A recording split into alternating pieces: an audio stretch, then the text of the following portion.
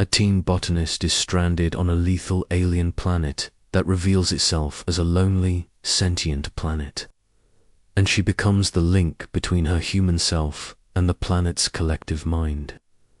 In the end, she becomes the first ambassador of the galaxy, joining its world minds to transform herself from a surviving crash victim to the spiritual overmother of a multi-world civilization. Dr. Miranda Blackwood had always believed that humanity's greatest strength lay not in its capacity for violence, but in its ability to adapt, to learn, and to find common ground even in the most impossible circumstances. That belief would be tested beyond anything she could have imagined when her research vessel, the Meridian, suffered catastrophic engine failure while conducting a routine survey of the unexplored Kepler 442c system. The impact came without warning. One moment she was reviewing xenobiological data in her laboratory. The next she was thrown against the bulkhead as the ship's emergency klaxons screamed through the corridors. The artificial gravity flickered and died, sending equipment and debris floating through the air like deadly projectiles. Through the viewport, she caught a glimpse of the alien world rushing toward them, a verdant sphere of deep greens and browns, wrapped in swirling clouds that seemed to pulse with an almost organic rhythm. Miranda managed to reach the emergency pod, just as the Meridian's hull began to buckle under the atmospheric pressure. The pod's automated systems kicked in, but she could see from the diagnostic readings that the landing wouldn't be gentle. The world below seemed to reach up toward her with grasping fingers of mountain peaks and dense forest canopies that stretched to every horizon. The crash landing shattered 3 of her ribs and left her unconscious for nearly 18 hours. When she finally awakened, it was to the sound of her pod's life support system struggling to maintain atmospheric pressure. The smell that greeted her was unlike anything in her extensive catalogue of alien environments, rich, loamy, and somehow hungry. It carried undertones of decay and growth happening simultaneously, as if the very air was alive with the process of consumption and renewal. Stepping out of the damaged pod, Miranda found herself in a clearing surrounded by trees that defied every principle of botany she knew. Their bark was a deep crimson that seemed to pulse with its own internal light, and their leaves rustled with a sound almost like whispers. The ground beneath her feet was soft and yielding, covered in a carpet of what looked like moss, but felt warm to the touch, as if heated from below by some internal fire. She had been on the planet for less than 6 hours when she first encountered them. The hunting party emerged from the forest like shadows given form, their movements so fluid and coordinated that at first Miranda thought she was witnessing some kind of natural phenomenon, perhaps a migration of the local fauna. It wasn't until they stepped into the clearing that she realized she was looking at intelligent beings, and the realization sent a chill down her spine that had nothing to do with the alien atmosphere. They were humanoid in basic structure, but evolution had taken them down a path that would have been nightmare fuel for any human child. Their skin was a mottled grey-green that seemed to shift and change in the filtered light, and their limbs were elongated and powerful, ending in hands that bore claws rather than fingernails. But it was their faces that truly marked them as something beyond human understanding, angular features that seemed carved from stone, eyes that held an intelligence both ancient and utterly alien, and teeth that were clearly designed for one purpose. Only the leader of the group stepped forward, and Miranda could see the crude tools they carried, implements that looked like they had been crafted specifically for the preparation of meat. When he spoke, his voice carried the weight of authority and something else that made her stomach turn with recognition. "Kethver Nulvek," he said, his words carrying an inflection that needed no translation. Respected xenobiologists in the colonial fleet. She raised her hands, slowly, palms open, and began to speak in the universal mathematical language that had proven effective with dozens of alien species. 1 + 1 = 2, she said, holding up fingers to illustrate. 2 + 2 = 4. The leader tilted his head, studying her with eyes that seemed to catalogue every detail of her anatomy. When he responded, it was with a sound that might have been laughter, but held undertones that made her skin crawl. Vithka, he said, gesturing toward her. Vithka, Neth.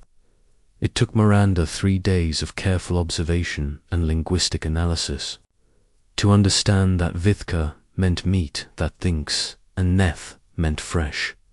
The implications were clear, but rather than fill her with despair, the knowledge sparked something in her mind that had always set her apart from her. Cully's ability to see opportunity where others saw only obstacles. The tribe, she learned, called themselves the Kethmori, which roughly translated to those who consume. Their society was built around the fundamental act of predation, with elaborate rituals and social structures all designed to support their role as apex predators on this world. But as Miranda spent more time among them, she began to notice something that her captors had apparently overlooked. They weren't very good at it. Their hunting techniques were crude and inefficient. They relied primarily on ambush tactics that worked well against the local fauna, but required enormous expenditures of energy and time. Their tools were poorly designed, their food preservation methods were primitive, and their understanding of anatomy was surprisingly limited for a species that had supposedly evolved as specialized predators. Miranda realized that she was looking at a society that had reached an evolutionary dead end.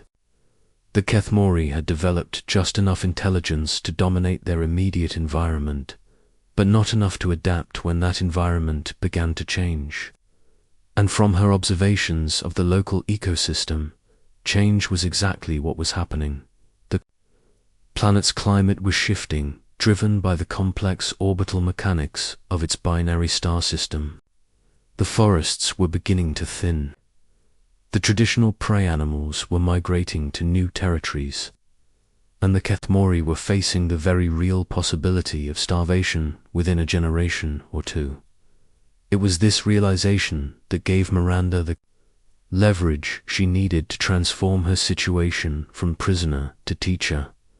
She began by demonstrating simple improvements to their hunting techniques, using materials scavenged from her pod and the surrounding environment. She showed them how to construct more effective traps, how to track prey over longer distances, and how to work together in coordinated groups rather than relying on individual prowess. The first successful hunt, using her modified techniques, brought in more meat than the tribe had seen in months. The leader, who had introduced himself as Vexter, began to look at her with something approaching respect rather than simple hunger. "You teach us to be better hunters," he said one evening as they sat around the communal fire. The flames cast dancing shadows across his angular features, making him look even more alien than usual. "But you are still meat that thinks. Why do you help us kill better?" Miranda looked around the circle of faces illuminated by the firelight. Each one represented a being that would have no moral qualms about consuming her flesh if circumstances demanded it, but she also saw curiosity, intelligence, and something that might have been the beginning of trust. "Because," she said carefully, "I understand something about prey that you don't." The statement caused a ripple of movement through the gathered tribe. Vextha leaned forward, his eyes narrowing with interest. "Speak," he commanded. Miranda took a breath, knowing that her next words would determine not just her fate, but potentially the future of an entire species. You think like predators, she said. You see the world in terms of hunter and hunted, strong and weak, consumer and consumed, but you don't understand the most important truth about prey. She paused, letting the tension build. The fire crackled between them, casting shifting patterns of light and shadow across the assembled faces. The best prey, she continued, isn't the kind that runs away. It's the kind that makes itself useful enough to keep alive. The words hung in the air like a challenge. Vexter's expression remained unreadable for a long moment. Then he threw back his head and made that sound that might have been laughter. Clever. Meat, he said. Very clever meat. But cleverness alone will not save you when the hunger comes. No, Miranda agreed, but knowledge will. Over the following weeks, Miranda began to implement the most ambitious educational program of her career. She taught the Kethmori about animal behavior, showing them how to predict migration patterns and breeding cycles. She demonstrated advanced tool-making techniques, helping them craft weapons and implements that were not only more effective, but also more durable. But more importantly, she began to teach them about the concept of sustainable hunting. The Kethmori had always operated on the principle of taking as much as they could whenever they could. It was a strategy that had worked when prey was abundant and territory was unlimited. But it was becoming increasingly counterproductive as resources grew scarce. Miranda showed them how to manage their hunting grounds like a renewable resource. She taught them to track population sizes, to leave breeding pairs alone during mating season, and to rotate their hunting territories to allow prey populations to recover. The concepts were alien to beings whose entire worldview was built around immediate consumption, but the results spoke for themselves.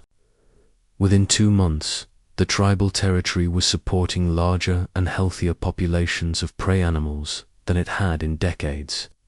You see, Miranda said during one of their evening discussions, when you think like prey, you understand that the goal isn't just to avoid being eaten today. It's to ensure that the system remains stable enough to support life tomorrow. Vexter nodded slowly, his claws clicking against the stone tools he was crafting. This is why you help us, he said.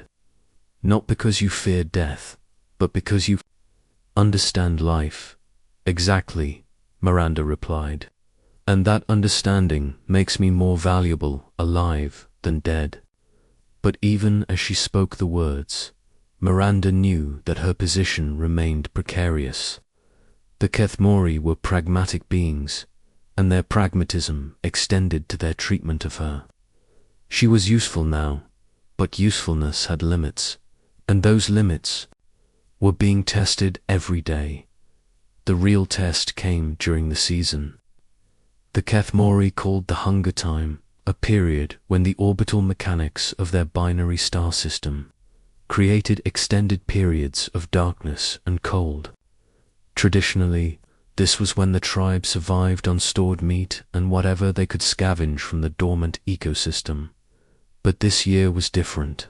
The climate shifts Miranda had observed were more severe than anyone had anticipated. The cold came earlier and stayed longer, and the stored meat supplies began to dwindle faster than expected. Miranda could see the change in how the tribe looked at her. The respectful curiosity of the previous months was being replaced by something more calculating. She was still useful, but she was also a significant source of protein, and the mathematics of survival were becoming increasingly unavoidable. It was during the darkest part of the hunger time that Miranda made her most dangerous gambit. I want to show you something, she told Vexter one night as the tribe huddled around their dwindling fire. Something about prey that you've never seen before. Speak, he replied, but his voice carried a warning. The hunger was affecting all of them, making them more aggressive and less patient. There's a type of prey, Miranda said, that doesn't just try to avoid being eaten. It actively helps its predators hunt other prey. The statement caused a stir among the assembled tribe. Several of them exchanged glances that Miranda couldn't interpret, but she pressed on. In my world, she continued, we call them cooperative prey. They're animals that form symbiotic relationships with their predators, providing services that make the predators more effective hunters. Impossible, growled one of the younger. Hunters' prey exists to be consumed. It cannot help in consumption, can't it? Miranda asked. What if I told you that there are creatures on this world that could multiply your hunting effectiveness by a factor of 10? Creatures that you've been ignoring because you didn't understand their value. Vexter's eyes narrowed. You speak of the small swift ones, the ones that taste of nothing and provide no sustenance, the ones you call Vithka, null, the not meat. Miranda nodded. But what if I told you they could help you find meat that would feed the entire tribe for a month? She was referring to the small, rodent-like creatures that seemed to infest every corner of the planet. The Kethmori had always dismissed them as too small to be worth hunting. But Miranda had observed something about their behavior that had given her an idea. These creatures, she explained, have an ability that you've never exploited. They can sense the presence of the large herbivores from distances that would be impossible for you to track. They follow the herds, feeding on the insects and small plants that the large animals disturb, and, Vexter prompted, and if you could train them to work with you instead of just being another source of food, they could lead you to prey that would make this hunger time a memory. The concept was revolutionary for the Kethmori. The idea that they might form partnerships with creatures they had previously considered beneath notice challenged everything they thought they knew about the relationship between predator and prey. But Miranda's track record of successful innovations gave her words weight, and the increasingly desperate circumstances of the hunger time made even revolutionary ideas worth considering. The process of training the small creatures was more complex than Miranda had anticipated. It required patience, consistency, and a complete reversal of the Kethmori's natural instincts. Instead of killing the creatures on sight, they had to learn to feed them, to care for them, and to interpret their behavior as a form of communication. The breakthrough came during the 3rd week of training. A group of the small creatures that the tribe had been working with suddenly became agitated, chittering and racing toward the southern edge of their territory. Miranda convinced Vexter to follow them, and within 2 hours they discovered a herd of large herbivores that had been completely undetected by traditional tracking methods. The hunt that followed was the most successful in the tribe's recorded history. The coordinated effort between the Kethmori hunters and their small partners resulted in enough meat to last through the rest of the hunger time, and well into the next season. But more importantly, it fundamentally changed how the tribe thought about their relationship with the world around them. You have shown us, Vexter said, as they feasted that night, that the world is not divided only into hunter and hunted. No, Miranda agreed. It's much more complex than that. There are hunters and hunted and partners and symbionts and dozens of other relationships that can exist between species. And what are you? Asked one of the younger hunters. What is your relationship to us? Miranda considered the question carefully. Over the months she had been with the tribe, she had come to understand that her initial assessment had been correct. She was more valuable alive than dead. But she had also come to understand something else. I am proof, she said, finally, that the most dangerous prey isn't the kind that runs fastest or hides best. It's the kind that changes the rules of the game. The statement was met with a long silence. Then Vexter made that sound that might have been laughter. You are no longer meat that thinks, he said. You are teacher that feeds minds instead of bodies, and which is more valuable? Miranda asked. That, Vexter replied, depends on how hungry we are. But even as he spoke, Miranda could see that the question had already been answered. The success of the cooperative hunting program had done more than solve the immediate problem of the hunger time. It had opened the Kethmori-esque minds to possibilities they had never imagined. Over the following seasons, Miranda continued to expand her educational program. She taught them about agriculture, showing them how to cultivate the native plants that their prey animals preferred, thereby creating more stable food sources. She introduced them to the concept of selective breeding, helping them develop strains of the small tracker creatures that were more intelligent and more cooperative. But perhaps most importantly, she began to teach them about the concept of long-term thinking. The Kethmori had always lived in the immediate present, focused on the next hunt, the next meal, the next day's survival. But Miranda showed them how to think in terms of seasons, years, and generations. She helped them understand that the decisions they made today would affect not just their own survival, but the survival of their children and their children's. Children, this is the greatest difference between predator and prey, she explained during one of their evening discussions. Predators think about the next kill. Prey thinks about the next generation. And which are we? Vexter asked. That depends, Miranda replied, on what you choose to become. The transformation of Kethmori society didn't happen overnight. There were setbacks, conflicts, and moments when the old ways of thinking reasserted themselves. Some of the younger hunters struggled with the concept of restraint, of not taking everything they could simply because they could. Some of the elders found it difficult to accept that their traditional wisdom might be incomplete, but gradually, inevitably, the changes took hold. The tribe began to think of themselves not just as consumers, but as managers of their environment.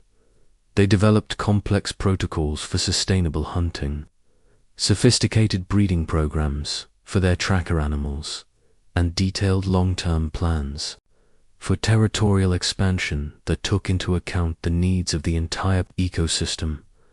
Miranda watched these changes with a mixture of pride and amazement. She had set out to save her own life, but she had ended up witnessing the birth of a new kind of civilization, one that bridged the gap between predator and prey, between consumption and conservation, between immediate survival and long-term prosperity. The real test of how far the Kethmori had come arrived during Miranda's second year on the planet. Her emergency beacon, which had been damaged in the crash, finally managed to establish contact with a rescue ship. The message she received was brief but clear.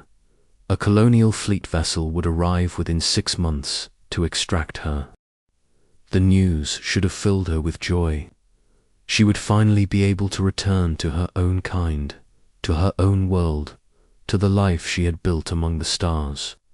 But as she shared the information with Vexter, she realized that her feelings were more complicated than she had expected. "You will leave us," Vexter said. "It wasn't a question." "I will return to my people," Miranda replied. "But that doesn't mean I'll forget what I've learned here." "And what have you learned?" Miranda looked around the communal gathering space where they were sitting. The walls were decorated with hunting trophies, but they were also covered with charts and diagrams that she had helped create, tracking maps, breeding schedules, and seasonal calendars that represented a fundamental shift in how the tribe understood their world. "I've learned," she said slowly, "that the difference between predator and prey isn't fixed. It's a choice that gets made every day by every individual in every interaction. And what choice will you make when your people come? It was a question that Miranda had been asking herself ever since the rescue message arrived. The colonial fleet had strict protocols about contact with alien species, particularly those that might be considered hostile. If she reported the true nature of the Kethmori, it would likely result in the planet being classified as a hazardous environment and quarantined indefinitely. But if she didn't report it, she would be withholding information that could be vital to the safety of future colonial missions.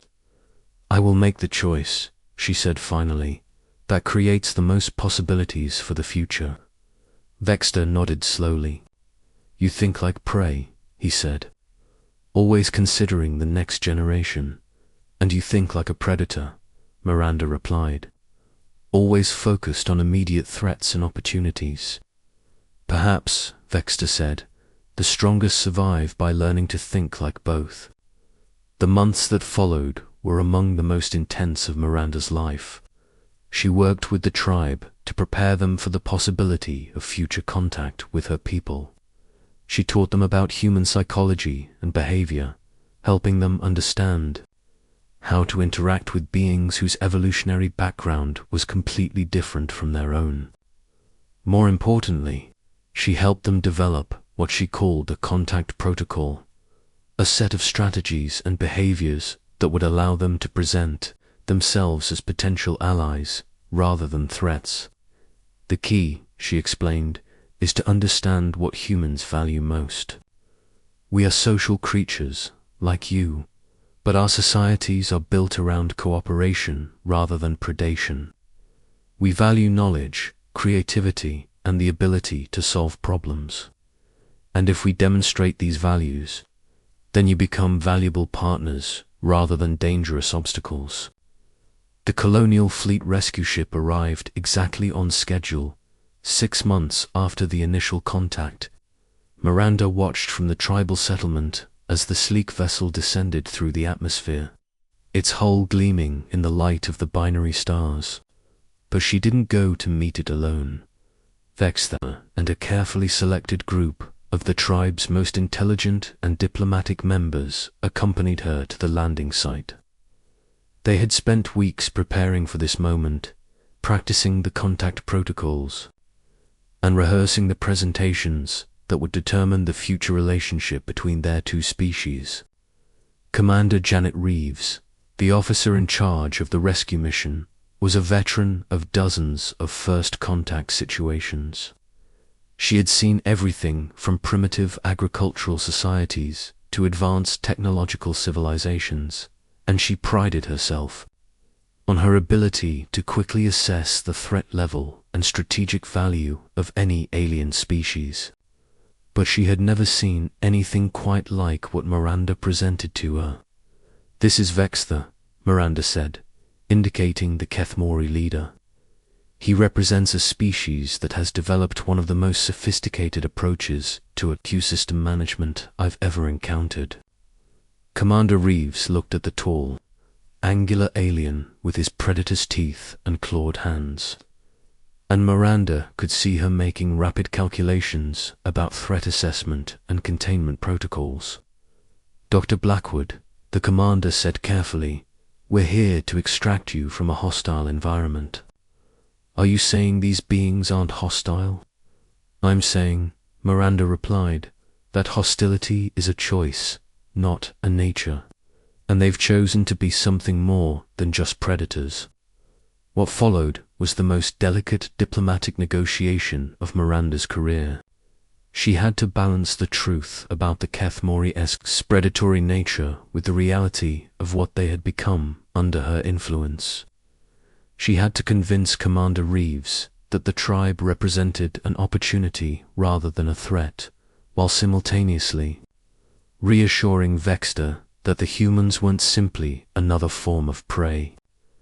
The breakthrough came when Vexter presented the commander with a detailed analysis of the planetary ecosystem that the tribe had developed over the previous months. The document was sophisticated, comprehensive, and demonstrated a level of ecological understanding that impressed even Miranda. "You created this?" Commander Reeves asked. "We created it together," Vexter replied through Miranda's translation. "Your Dr. Blackwood taught us to think beyond the next hunt. We taught her to understand the true nature of survival." "And what is the true nature of survival?" Vexter's response was one that Miranda had never heard before, but it captured perfectly the transformation that had taken place. "Survival," he said, "is not about being the strongest predator or the most elusive prey. It is about being the most valuable partner." Commander Reeves studied the alien leader for a long moment, then turned to Miranda. "Dr. Blackwood, what exactly are you recommending?" Miranda took a deep breath. This was the moment she had been preparing for, the choice that would determine not just her own future, but the future of an entire species. "I'm recommending," she said, "that we establish a formal scientific partnership with the Keth. They have intimate knowledge of this planetary system that could be invaluable to our colonial expansion efforts. In exchange, we can provide them with technology and knowledge that will help them continue their evolutionary development." "And you're confident that this partnership would be safe?" Miranda looked at Vexter, thinking of everything they had accomplished together. She thought of the hunting protocols they had developed, the conservation programs they had implemented, and the fundamental shift in thinking that had transformed a society of predators into something entirely new. "Commander," she said, "I've learned that the most dangerous enemies are the ones who have nothing to lose, but the most valuable allies are the ones who have everything to gain." The negotiations that followed took 3 days, but the outcome was everything Miranda had hoped for. The colonial fleet agreed to establish a permanent research station on the planet, with Miranda serving as the primary liaison between human and Kethmori cultures. But more importantly, they agreed to recognize the Kethmori as a partner species, with all the rights and protections that such status entailed. On the night before the rescue ship departed, Miranda sat with Vexter around the communal fire one last time. The flames cast the same dancing shadows she remembered from her first nights with the tribe, but everything else had changed. "So you stay," Vexter said. "I stay," Miranda confirmed. "At least for now. There's still so much work to do, and what will you teach us next?" Miranda smiled, thinking of all the possibilities that lay ahead. "I think," she said, "that it's time for you to start teaching me. What could we teach you that you don't already know?"